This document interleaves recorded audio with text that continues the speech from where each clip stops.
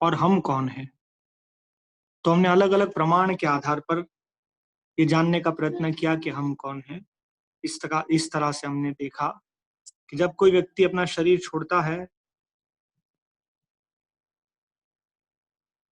तो हम देखते हैं कि वो शरीर यहीं पर है, लेकिन हम कहते हैं वो व्यक्ति चला गया है या वो नहीं रहा। तो वास्तव में वो व्यक्ति कैसे इस शरीर से भिन्न है, पृथक है। ऐसे अलग अलग प्रमाणों के माध्यम से हमने इसको जानने का प्रयत्न किया। व्यावहारिक ज्ञान से, प्रश्न करने से, अंतर्ज्ञान से वास्तव में कौन हूं, चेतना के माध्यम से, यदि हम केवल रसायनों का मिश्रण है या हम एक बहुत ही सुचारू यंत्र है, एक रोबोट की तरह। रोबोट भी देखता है, हम भी देखते हैं, लेकिन रोबोट में किसी भी प्रकार का अनुभव या चेतना नहीं है। हम में ये भिन्न है। तो ये क्यों है? ये सब कल उदाहरण में देखे। फिर आधुनिक विज्ञान के कुछ प्रमाणों से out of body experience, near death experience और ऐसे प्रमाण जहां पर पुनर्जन्म की स्मृतियां। डॉक्टर इयन स्टीवेंसन, उन्होंने 2000 से अधिक केसेस देखे। ऐसी विशेष स्थिति में जब व्यक्ति अपने पूर्व जीवन के बारे में स्मरण करता है।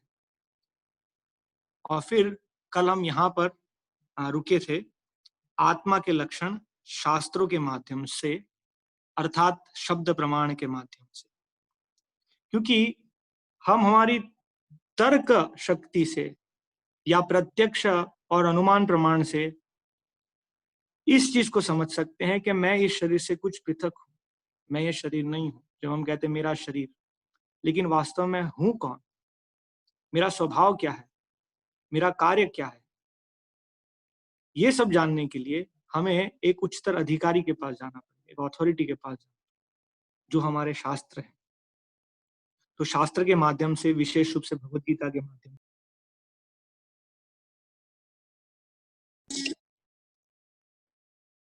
तो भगवत गीता के दूसरे अध्याय में भगवान कृष्ण आत्मा का विशद वर्णन करते हैं। ये दूसरे अध्याय का 13वां श्लोक है, जहां भगवान कहते हैं, देहिनोस्मिन् यथा देहे कौमारम यौवनम जरा तथा देहांतर प्राप्तिर धीरस्तत्र न मुह्यति। वास्तव में यहाँ से ज्ञान की शुरुआत होती है। 2 शब्द हैं, देह और देही। देह अर्थात शरीर, और देही जो शरीर में निवास करता है, जो वास्तव में शरीर का संचालक है, उसे कहते हैं देही।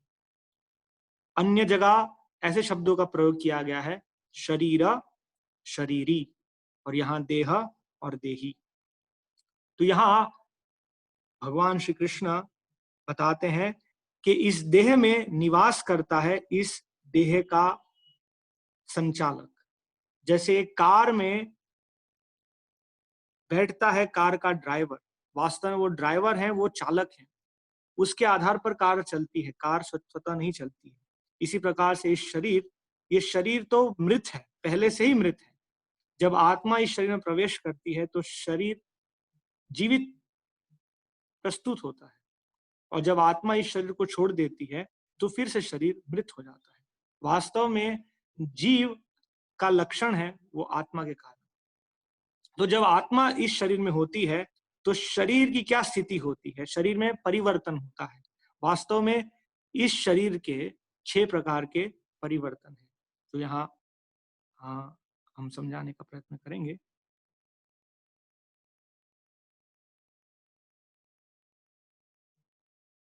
हम देखते हैं कि हमारे जीवन में किस प्रकार से परिवर्तन होता है, युवावस्था से वृद्धावस्था और उसके पश्चात मृत्यु। आज एक व्यक्ति सुंदर है, लेकिन कल वृद्ध होंगे और एक दिन मृत्यु को प्राप्त होंगे।